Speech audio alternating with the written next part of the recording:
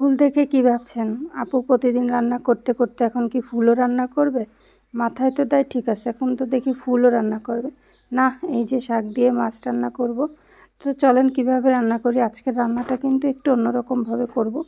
এই যে প্রথমে আমরা জিরা আর একটু রসুনকে বেটে নিচ্ছি। এখানে শুধু জিরা আর হচ্ছে রসুন আছে, আর অল্প বেশি মানে পেঁয়াজ আছে।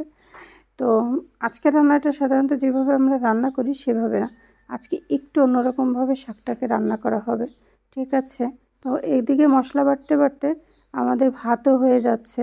ভাত চুলায় দিয়ে তারপরে হচ্ছে আমরা মশলা টশলা বেটে নিচ্ছি। তো যাই হোক, আমরা কড়াইটাকে গরম করে নিলাম। নেয়ার পরে কিছুটা পেঁয়াজ দিয়েছি। যেহেতু এখানে আমরা পেঁয়াজটা কম দিয়েছিলাম, এখানে একটু বেশি পরিমাণ মতো পেঁয়াজ দিলাম। অল্প একটু শাক, অবশ্য বেশি শাক না। তো যাই হোক, এখন আমরা বেশি করে একটুখানি পেঁয়াজ দিলাম, একটু ভাজা ভাজা করে নিয়ে এবার দেখেন মাছ দিয়ে দিয়েছি। তো মাছের বিষয়টা হয়েছে যে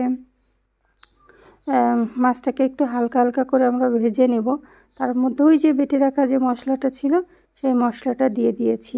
আপনারা যারা আমার রান্নাটাকে দেখেন তারা হয়তো জানেন যে আমাদের রান্নার এটা একটু আলাদা, মানে আমরা অন্যভাবে রান্না করি। আর আজকে একটু অন্যরকমভাবে রান্না করতেছি। তো এবার মশলাটা বেটে রাখা মশলা দিয়ে দেওয়ার পরে কয়েক টুকরা কাঁচামরিচ দেওয়া হয়েছে।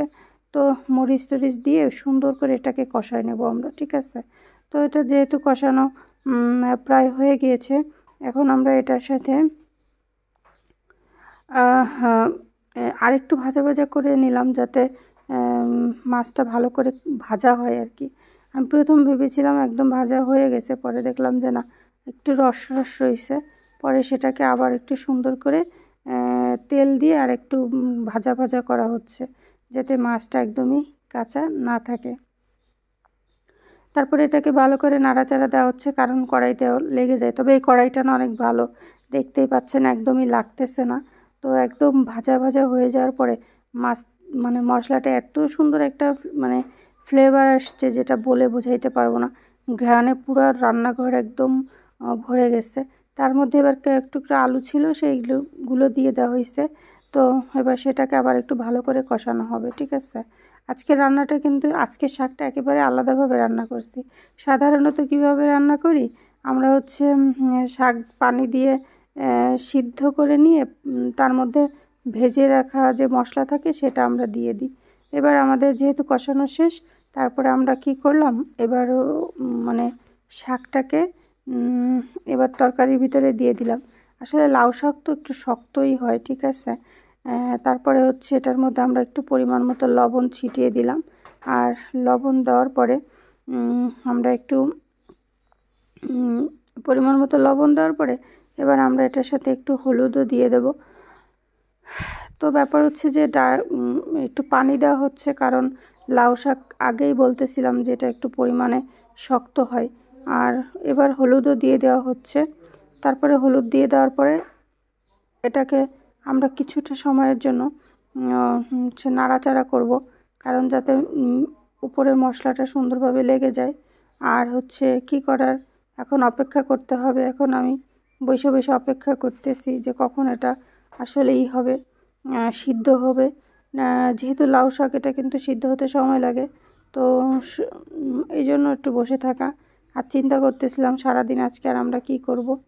তো আজকে আমি তো চলেও যাবো। যেদিন আমি শাকটা রান্না করা হয় সেদিন আমি অবশ্য চলে আসতেছিলাম আমাদের বাসায়। এই জন্য আমার মনটা অনেকটা খারাপ ছিল, কারণ আসলে ছেড়ে যাওয়াটাই মানে কষ্ট, এটা ঠিক না বলেন? তো আমি যখন ভাবতেছিলাম, তাকায় দেখেন এই যে ওই যে প্রথমে দেখাইছিলাম গাছ, এই দেখেন কি পরিমাণ ফুল ফুটেছে। এত ফুল ফুটছে দেখে মনটা একদম ভালো হয়ে যায়। কি একটা সুন্দর, মানে এত ফুল এত ফুল, আমি তো দেখে পুরো অবাক। তো যাই হোক, ফুল দেখবো আর আমি সেটা মাথায় দেব না, তা কি হয়? তো আমি ফুলটাকে গোজার খুব ভালো মানে চেষ্টা করতেছি। তো যাই হোক, এই যে ফাইনালি ফুলটা গুজতে পেরেছি। আমাকে কেমন লাগছে বলেন তো? সুন্দর লাগছে। ইস, যদি কেউ থাকতো খোপায় ফুলটা পরিয়ে দিত, তাহলে কত না ভালো হতো। আসলে আমার কেউই নাই, আমি আমার একার। ফুলও আমি একা মাথায় দিই, ভিডিও আমি একা করি, কথাও আমি একাই বলি। ঠিক আছে, তো যাই হোক, এবার আমরা হচ্ছে দেখতেছি আমি খালামণি আবার ওই পাশে গেছিলো, রান্না খালামণি করতেছিল, আমি শুধু সাথেই ছিলাম মাত্র। তো এখন আমি আবার দেখতেছি যে আসলে ডাটাগুলো সব মানে সিদ্ধ হয়েছে কিনা। তো যাই হোক, এইবার আমরা অপেক্ষা করতেছি কখন এটা হয়। তো আমি আবার একটু না মাঝখানে খেয়েও দেখছিলাম যে আসলে লবণ টবণ ঠিকঠাক আছে কিনা। তো যাই হোক, আমি দেখলাম যে না, লবণও ঠিক আছে।